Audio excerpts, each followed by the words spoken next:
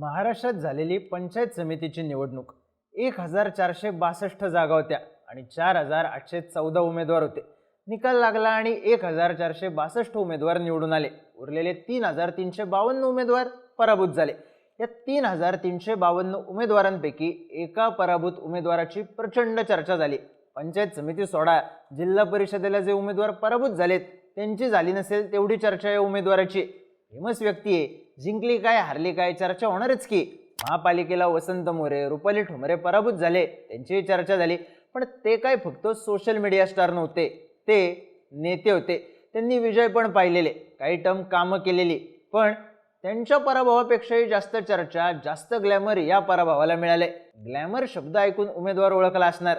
Nirmala Navale, 580K followers, reel टाकली की कोटीत view, त्यात माजी सरपंच, त्यात पुणे जिल्ह्यात राष्ट्रवादी काँग्रेसची उमेदवारी आणि जे हवं ते मिळवण्याची प्रचंड इच्छाशक्ती. एवढ्या सगळ्या जमेच्या बाजू असताना निर्मला नवलेंचा पंचायत समितीच्या निवडणुकीत पराभव झाला.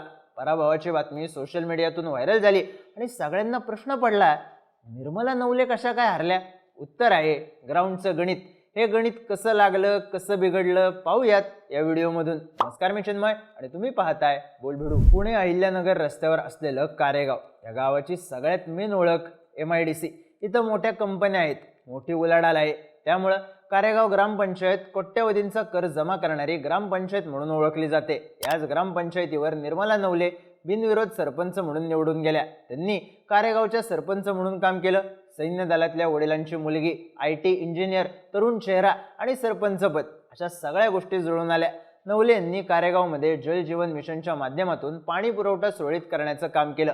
अनेक विकास कामं केली आणि हे सगळं सोशल मीडियावरून लोकांपर्यंत पोहोचवलं सुद्धा. त्यांना युवती राष्ट्रवादी काँग्रेसचं कार्याध्यक्ष पद मिळालं. शिरूर या राष्ट्रवादीच्या बालेकिल्ल्यात त्यांना पक्षाचं बळ होतं आणि सोशल मीडियावर प्रचंड फॉलोअर सुद्धा. त्यांचे रील्स, व्हिडिओज आणि मुलाखती हे सगळं व्हायरल मटेरियल. त्यातूनच निर्मला नवले यांनी कारेगाव कान्हूर मेसाई गणातून उमेदवारी मिळवली. जोरदार प्रचार केला, ताकद लावली, पण तरीही त्यांचा पराभव झाला. प्रश्न पडतो, कसा झाला? तर निर्मला नवलेंचा पराभव होण्याचं पहिलं कारण म्हणजे तिरंगी लढत. पुणे जिल्ह्यात अनेक ठिकाणी दोन्ही राष्ट्रवादी एकत्र लढल्या, पण काही ठिकाणी स्थानिक पातळीवर गणितं जुळली नाहीत आणि दोन्ही राष्ट्रवादी काँग्रेसचे उमेदवार मैदानात होते. त्यापैकी एक जागा होती कारेगाव कान्हूर मेसाई गणाची. इथं अजित पवारांच्या राष्ट्रवादीने निर्मला नवले यांना तिकीट दिलं, तर शरद पवारांच्या राष्ट्रवादीकडून इथे अक्षय नाणेकर यांना उमेदवारी देण्यात आली. तर भाजपकडून मनीषा पाचंगे रिंगणात उतरल्या.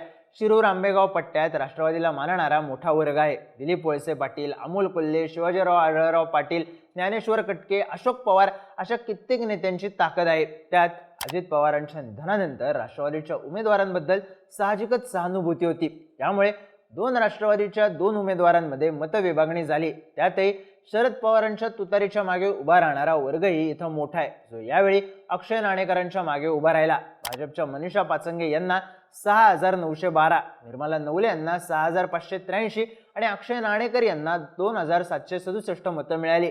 नवले यांचा 329 मतांनी पराभव झाला. नाणेकर आणि नवले यांच्या मतांची बेरीज केली तर हा पराभव का झाला याचं एक कारण लक्षात येतं. जर दुहेरी लढत झाली असती तर कदाचित वेगळा निकाल लागला असता. पण एक सिंपल विषय आहे, नवलेंची ताकद, लोकप्रियता या गोष्टी असताना घासून फाईट व्हायलाच कशाला पाहिजे? डाव वन साइड घुमला पाहिजे ना. पण तसं घडलं का? तर नाही. इथंच लक्षात घ्यावं लागतं निर्मला नवले यांच्या पराभवाचं दुसरं कारण, भाजपने लावलेला जोर. 2017चा जिल्हा परिषदेचा निकाल पाहिला तर शिरूरमध्ये 7 पैकी 6 जागा जिंकत राष्ट्रवादीने डाव मारला होता. तर भाजपला भोपळा सुद्धा फोडता आला नव्हता. पण यंदा काय झालं तर राष्ट्रवादीने 4 आणि भाजपने 3 जागा जिंकल्यात. नगरपालिका निवडणुकांच्या वेळेस भाजपने पुणे ग्रामीणमध्ये आपली ताकद वाढवली होती. तोच जोर भाजपने जिल्हा परिषद, पंचायत समिती निवडणुकीत सुद्धा कायम ठेवला. इथं भाजपने जबाबदारी दिली होती शेखर पाचुंदकर यांच्याकडे. शेखर पाचुंदकर यांची शिरूरमध्ये मोठी ताकद आहे. एप्रिल 2025 मध्ये अमोल कोल्हे यांच्या पुढाकाराने पाचुंदकर यांनी अजित पवारांच्या राष्ट्रवादीमधून शरद पवारांच्या राष्ट्रवादीमध्ये प्रवेश केला होता. पण शेखर पाचुंदकर यांनी तुतारीची साथ सोडून कमळ हातात घेतलं.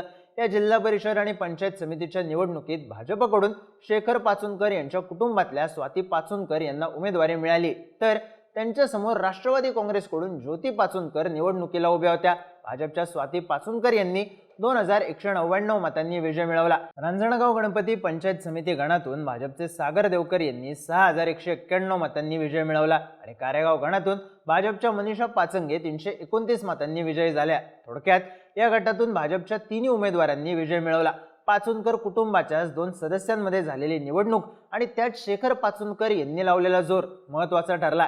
जिल्हा परिषदेच्या गटात भाजपने लावलेली ताकद आणि पाचंगे यांच्या कुटुंबाची ताकद सुद्धा महत्त्वाची ठरली आणि भाजपचा उमेदवार प्रबळ ठरल्यानं निर्मला नवले पराभूत झाल्या. निर्मला नवले यांच्या पराभवाचं तिसरं कारण ठरलं सोशल मीडिया आणि ग्राउंडमध्ये असलेला फरक. कुठलीही निवडणूक घ्या, सोशल मीडिया स्टार निवडणुकीला उभे असतात, त्यातले सगळेच जण अयशस्वी ठरतात असं नाही, पण दणका बऱ्याच जणांना बसतो. कारण सोशल मीडियावर लाईक करणारे मतदारसंघातलेच असतात असं नाही, मतदारसंघाच्या बाहेरच्या लोकांचा भरणा मोठा असतो.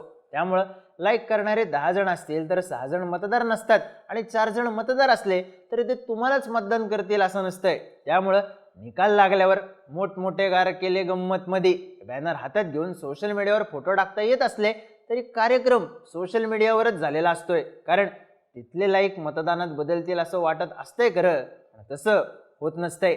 त्यातही कारेगावात केलेलं काम, पंचायत समितीच्या गणात केलेलं काम यात फरक असतोच. तोच निर्मला नवले यांच्या गणात दिसून आला. पाचंगे कुटुंबाचा अनुभव मोठा ठरला, ग्राउंडची आखणी मोठी ठरली आणि सोशल मीडियावर हिट असल्या तरी निर्मला नवले निवडणुकीत कमी पडल्या. पराभव झाला तो असा. बाकी निर्मला नवले यांच्या पराभवानंतर तुम्हारी जीत से ज्यादा चर्चे तो मेरे हार के है असे स्टेटस फिरायला पाहिजे होते, पण फिरतोय तो जुना video. If I want it any how असं निर्मला नवले त्या व्हिडिओत म्हणतात. पण गाव आपलं कुटुंब असलं, सगळेजण आपल्या घरातलेच असले तरी मतदार राजा असतोय आणि राजाला जे पाहिजे तसंच होतंय. If they want it any how. अर्थात ही काय शेवटची निवडणूक नाही, कामाची लढण्याची संधी मिळेल आणि जे हवंय ते मिळवण्याची सुद्धा. फक्त जिंकायला मतांचा आकडा मोठा लागतोय, फॉलोअर्सचा नाही. तुम्हाला काय वाटतं? निर्मला नवले पराभूत का झाल्या? तुमची मतं आणि प्रतिक्रिया कमेंट करून नक्की सांगा आणि माहितीपूर्ण व्हिडिओज पाहण्यासाठी बोलबिडूच्या YouTube चॅनलला सबस्क्राईब करायला विसरू नका.